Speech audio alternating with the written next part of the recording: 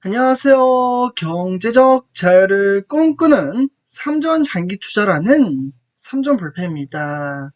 삼전패 여러분, 오늘은 2013년 5월 18일 바로 목요일 주식장이 모두 마감이 되었습니다.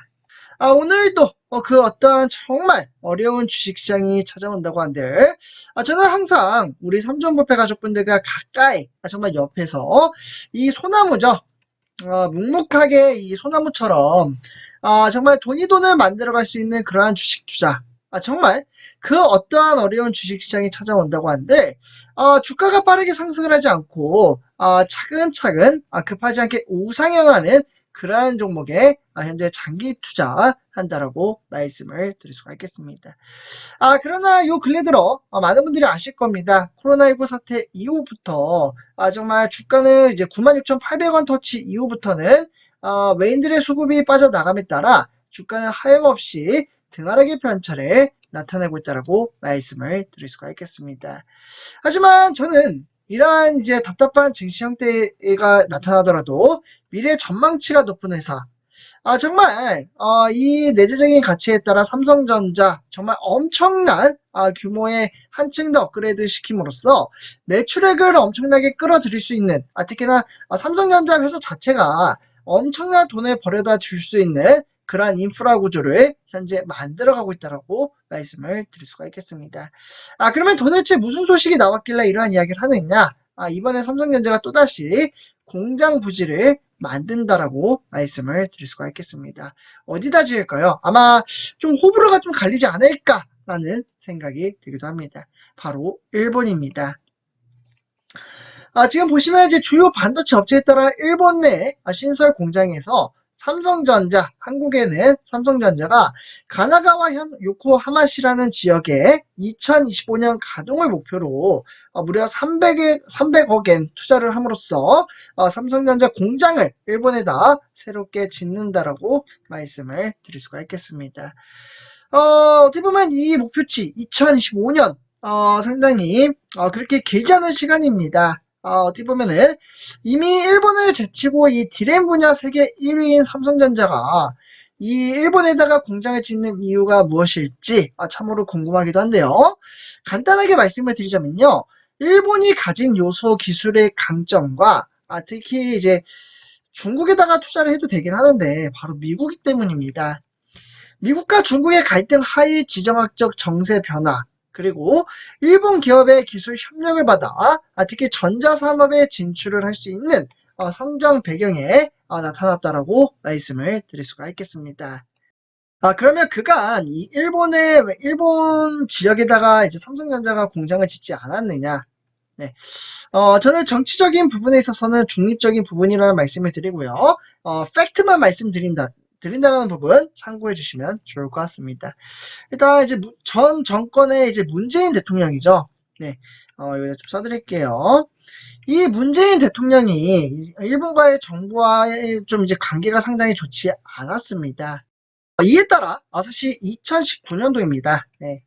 요 2019년도에 이 반도체 소재 세계 품목에 대한 한국의 수출 관리를 강화를 시켰으며, 그때 이제 문재인 정권이 일본에 대한 의존도가 높은 소재나 장비 분야의 국산화를 강력하게 추진을 했다라고 말씀을 드릴 수가 있겠습니다. 하지만 솔직히 말씀드리면요, 일부 이제 범용의 소재의 대체는 진행이 됐지만 지금 이제 첨단 반도체 필수적인 소재와 그러다 보니 장비의 개발이나 양산에는 좀 이르지는 못했습니다. 그러니까 어떻게 보면은 좀 반은 성공을 했지만 약간은 좀 미미하다. 그에 따라 삼성의 주요 공급업체인 103개, 이 103개 중에서 18개사의 한국에 이어서 이제 어떻게 보면은 두 번째라고 보시면 좋을 것 같고요. 이어서 바로 이제 캐논이나 이제 무라타 이제 제작소, 더불어 이제 대기업뿐만 아니라 전자기판의 메이코 뭐 이런 것들이 포함이 되어 있다라고 말씀을 드릴 수가 있겠습니다. 그래서 요번에 이제 미국과 중국 간의 갈등의 확산 이러한 부분들이 일본 공장을 짓는데 상당히 크나큰 힘이 실었다라고 볼 수가 있겠고, 실제로 이제 미국의 바이든 대통령 또한 삼성의 이러한 반도체 공장 확장을 장려하는 그러한 부분에 있어서 중국에 투자를 하는 것을 제한 걸었다라고 말씀을 드릴 수가 있겠습니다. 어떻게 생각하십니까? 우리 삼성부패 가족분들, 일본에 이렇게 공장 부지를 무려 300억엔에 따르는 엄청난 돈을 투자를 하고 있는데 아마 긍정적으로 생각하시는 분들도 계실 거고 또는 부정적으로 생각을 하시는 분들도 계시리라 생각이 듭니다. 그러나 저는 미래 전망치로 봤을 때 이러한 이제 투자, 앞으로 4차 산업시대가 다가오는 만큼 반도체 시장은 빠질래야 빠질 수가 없는 그러한 시장입니다. 그렇기 때문에 이웃나라에 이렇게 투자를 함으로써 복리 효과를 극대화시켜 나아간다는 것은 상당히 긍정적으로 바라보고 있다라고 말씀을 드릴 수가 있겠고, 사실 우리가 투자하는 삼성전자는 이뿐만은 아닙니다.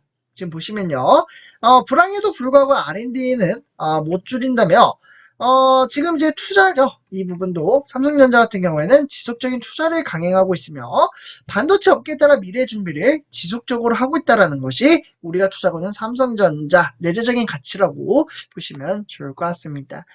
뭐 당장 시설 투자는 줄이더라도 이 미래에 대한 기술을 책임질 수 있는 R&D에는 상당히 적극적인 투자를 강행해 가고 있다고 볼 수가 있겠고, 실제로 1분기에는 이 R&D 투자 규모만 해도 얼마인지 아시나요?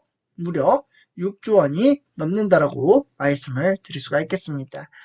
이는 삼성전자는 사실 반도체 불황 속에서도 1분기 전체 시설 투자액에 따라 무려 10조 7,388억 원에 따르는 대략적으로 한 90% 넘게 시행을 하고 있다라고 볼 수가 있겠고, 그만큼 우리가 투자하는 삼성전자는 반도체 불황 속에서도 전체 시설 투자를 어떻게 보면은 조금씩 늘려가고 있다는 것이 쟁점 포인트라고 말씀을 드릴 수가 있겠습니다.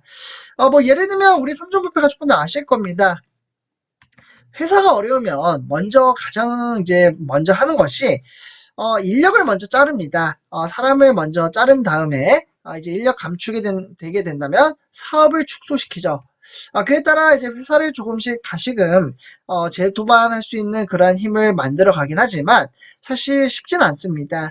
하지만 사실 이제 주변국을 보면 대만의 TSMC나 미국의 인텔 같은 경우는 감산을 강행을 했었죠. 네, 우리가 투자하는 삼성전자 또한 처음에는 감산을 하지 않다가 상당히 버틸려고 최대한 노력을 했었죠. 하지만 버틸래야 버틸 수 없는 그러한 이제 고지까지 찾아오자 결국에는 감산을 강행을 했지만 이런 이제 전략적인 마케팅에 따라 삼성전자가 미래 전망치에 따르는 엄청난 복리 효과에 따라서 투자를 한다는 것은 상당히 긍정적으로 상호작용한다라고 말씀을 드릴 수가 있겠습니다.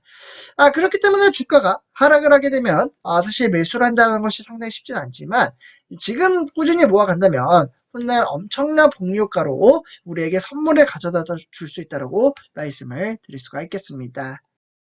그래서 이렇게 좀 말씀을 드리고요. 이번 영상에서 마치도록 하겠습니다. 제 영상이 도움이 되셨다면 구독과 그리고 좋아요 한 번씩 부탁드리겠습니다. 감사합니다.